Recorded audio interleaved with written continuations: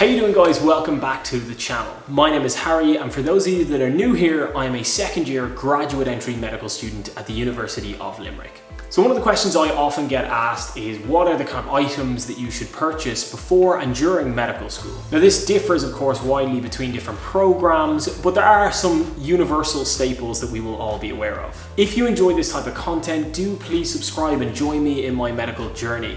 And also, if you like the video, do hit the like button, it means a lot. For now though, let's jump straight in and talk about all the items in my bag from my preclinical years of medicine. So, propping the bag down here, the first item on the list is my iPad. So, I actually got this through my school at a discounted rate, so this kind of enables students to get an iPad at a reasonably affordable price. Now, in a program such as mine, where we don't use cadavers, you really need resources that can help you visualize anatomy, particularly in a 3D sense. These apps definitely lend themselves to the kind of user interface of an iPad, so I definitely recommend it for that. Also, I found in my undergrad, I had an insane amount of paper distributed throughout folders, and it just took a long time to get through notes.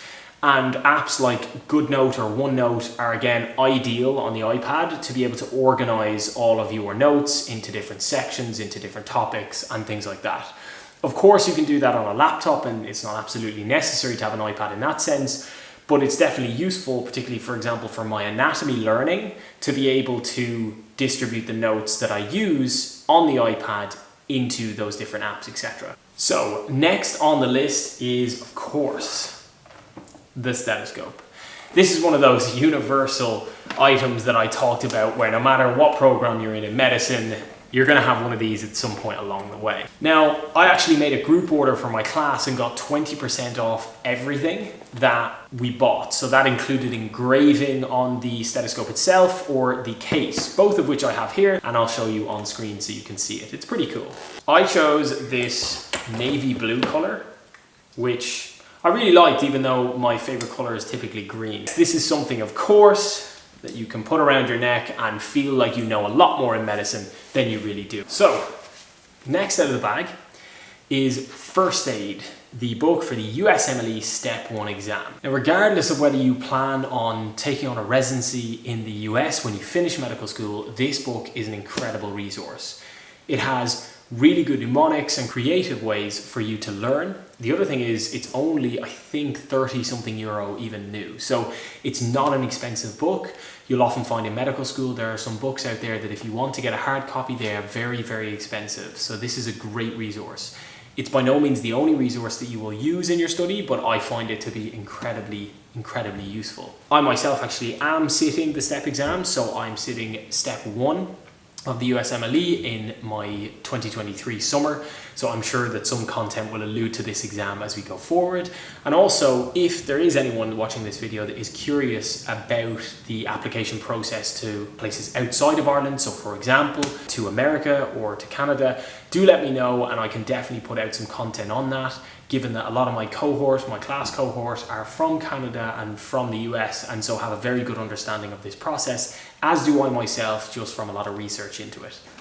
So next on the list is the Oxford Handbook of Clinical Medicine.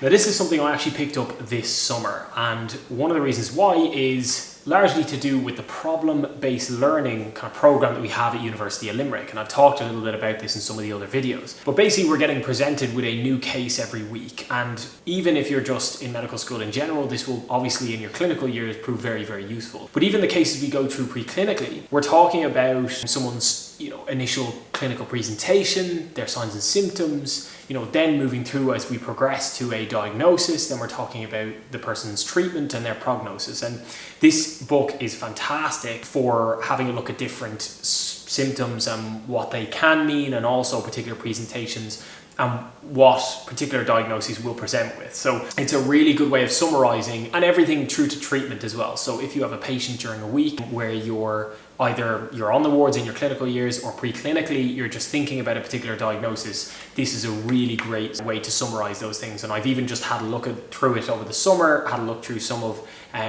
the cases that we went through and reflected on this, and I found this is a really, really good way to review those things. Next up, one of my favorites. This is my brand new 14-inch MacBook Pro. So I actually literally only got this about a week and a half ago, and I'm absolutely loving it already. My old laptop was a Dell Inspiron. It served me well only for about 2.5 years or so, but basically with editing and the high demands of multitasking in school, all of the functions that I was trying to do, the laptop was just overheating, freezing, the fans sounded like airplanes, and it was just malfunctioning in every way possible. For example, when I was editing, sometimes the software would just shut down and I'd end up with a big black spot on my laptop.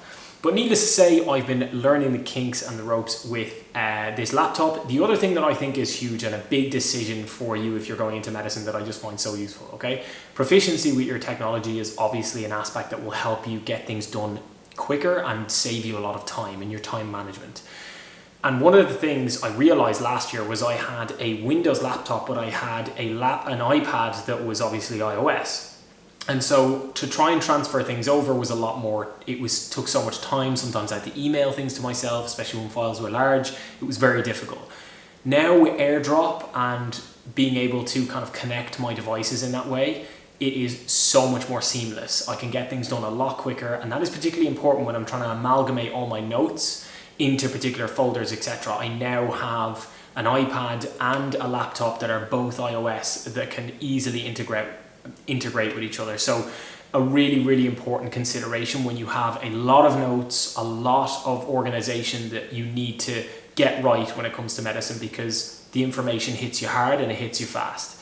Next up, we have my headphones. Anyone that knows me well knows that my headphones are an absolute essential for me. I love using them for studying, exercising, and just the noise cancellation feature of headphones. My previous set of headphones were also noise cancellation, and it was because I realized I fly relatively frequently, and I would say that the noise cancellation for flights, by the way, is absolutely amazing on these. These particular headphones, by the way, are the WHH910Ns, I think. That is the model of these, but they're the Ear-On 3 noise cancelling headphones.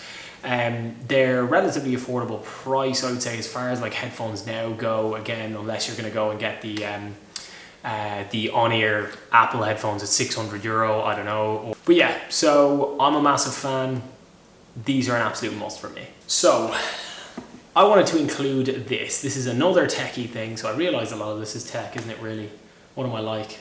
Very materialistic, but anyway. This is my Kindle. I was very lucky to get this for Christmas. I think it was the year before last, and I absolutely love it. The reason why I'd recommend keeping something like this is kind of to emphasize about getting away from medicine, right? So sometimes if I was traveling home on the train, or I was going into town on the bus, or whatever it may be, during the year, sometimes it's nice to escape. And actually, I think one of the reasons I didn't read that much is a book I was reading was also about medicine, and I felt like I wasn't really escaping medicine. Whereas this summer I read a few books, some that were related and some that weren't, and I found it to be a really nice release, actually, particularly fiction books, and I think I'll continue those into the second year. So finally on that, all I want to say is that definitely have an outlet like a Kindle where, you know, in the little moments between doing everything else, you might want to just pick up a book and read. The caveat to that is I do realize that when you're studying and reading words all day, sometimes the last thing you want to do is pick up a book and read some more. But it's just to say to have something there in your bag that you can always pick up that isn't medicine, that can allow you to just readjust. And that's something other than your phone, okay? Of course you can pick up your phone, watch videos and things like that, but sometimes this is a really, really nice way to escape and kind of reset yourself during long days of study. So that's it, guys. Those are the essentials that I keep in my bag. Those are all the things that I'm using frequently in medicine. As far as new students, or if you're thinking about doing medicine or anything like that, do you need all of these at once? Absolutely not. But I'm just giving you an idea of the things I use day to day and why I find them useful. Guys, as always, I hope you've enjoyed this content. Do let me know what you think of it in the comments, like the video if you enjoyed it, and also please subscribe to the channel if you haven't already, and join my medical journey, which we are continuing to develop on this channel, and I'm really looking forward to another year as I head back down to Limerick. Thanks a million for watching. See you next time.